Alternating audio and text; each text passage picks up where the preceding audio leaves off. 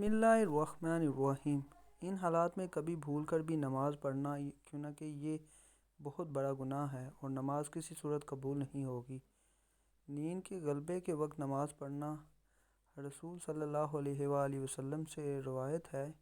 تم میں سے جب کسی کو نماز پڑھتے پڑھتے نیند کا غلبہ ہونے لگے تو اسے چاہیے کہ سو جائے یہاں تک کہ نیند کا خمار کچھ نکل جائے اور وہ یہ سمجھ سکے کہ میں کیا پڑھ رہا ہوں۔ صحیح بخاری میں فرمایا ہے، حضرت عائشہ رضی اللہ تعالیٰ عنہ سے روایت کہ رسول اللہ صلی اللہ علیہ وآلہ وسلم نے فرمایا، جب تم میں سے کسی کو نماز میں نیند آنے لگے تو اسے چاہیے کہ اپنے بستر پر آ کر سو جائے،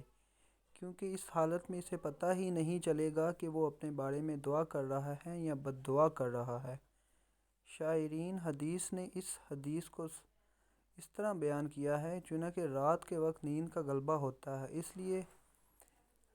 صلاۃ اللیل کی ادائیگی کے لیے اس بات کا خیال رکھنا ضروری ہے کہ نیند کا خمار بالکل زائل ہو جائے، اس کے بعد نماز ادا کی جائے۔ جبکہ بعض حضرات اس حدیث کو عام قرار دیتے ہیں کہ یہ حدیث فرض اور نفل سب کے بارے میں ہے۔ اس صورت میں یہ وضاحت ضروری ہے کہ فرض نماز کی ادائیگی میں اگر کافی وقت باقی ہو تو طالبہ نیند کی صورت میں کچھ دیر آرام کر کے نماز پڑھ لیں، اور اگر وقت تنگ ہو رہا ہو اور نماز قضا ہونے کا خطرہ ہو تو اپنی پوری کوشش کر کے اپنے آپ سے نیند اور سستی کو زائل کر کے نماز ادا کریں۔ حضرت ابو قتادہ رضی اللہ تعالیٰ عنہ فرماتے کہ رسول اللہ صلی اللہ علیہ وآلہ وسلم نے نماز میں کوتاہی نیند میں نہیں ہے، تفریط تو بیداری میں ہوتی ہے، یعنی نیند میں اگر کسی شخص سے کبھی کوئی نماز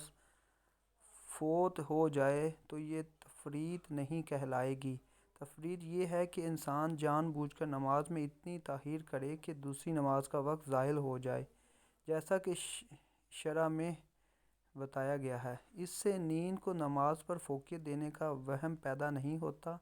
چاہے، بلکہ مذکورہ حدیث میں تو نماز جیسے عظیم فریضے کو بہتر انداز میں خشوع و خضوع اور پھر بھرپور توجہ کے ساتھ ادا کرنے کا حکم دیا گیا ہے۔ باقی نمازوں کے لیے جو اوقات مقرر ہیں، انہی اوقات مقررہ میں ہی نماز ادا کرنی چاہیے۔ حدیث شریف میں اسے اللہ تعالیٰ کا سب سے پسندیدہ عمل قرار دیا گیا ہے، چنانکہ حضرت عبداللہ بن مسعود رضی اللہ تعالیٰ عنہ فرماتے ہیں، میں نے نبی کریم صلی اللہ علیہ وآلہ وسلم سے سوال کیا کہ اللہ تعالیٰ کے ہاں سب سے محبوب عمل کیا ہے؟ تو رسول اللہ صلی اللہ علیہ وآلہ وسلم نے فرمایا، نماز کو اپنے وقت پر ادا کرنا۔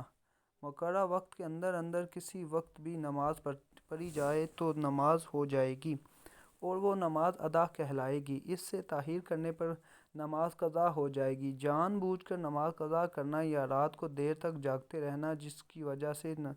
نماز فجر کے لیے اٹھنا مشکل ہو اور نماز قضا ہو جائے تو یہ بہت بڑا کبیرہ گناہ میں شامل ہے۔ کبھی کبھار اگر انسان پر نیند کا غلبہ ہو جائے یا باوجہ کی نماز رہ جائے تو بعد میں نماز پڑھ لینی چاہیے۔ حدیث شریف میں ہے کہ حضرت ابو ہریرہ رضی اللہ تعالیٰ عنہ سے روایت ہے کہ رسول اللہ صلی اللہ علیہ وآلہ وسلم نے ارشاد فرمایا، منافقین پر عشاء اور فجر کی نمازیں سب سے زیادہ بھاری ہیں، اگر انہیں ان کی نمازوں پر ملنے والا اجر معلوم ہو جائے تو ان نمازوں کی ادائیگی کے لیے گھٹنوں کے بل چل کر آئیں، اور میرا دل چاہتا ہے کہ نماز کا حکم کروں اور نماز کھڑی ہو جائے اور پھر میں کسی کو جماعت ادا کرنے کا حکم دے دوں اور خود کچھ ایسے لوگوں کے ساتھ لے کر جن کے پاس لکڑیاں ہوں، ایسے لوگوں کی طرف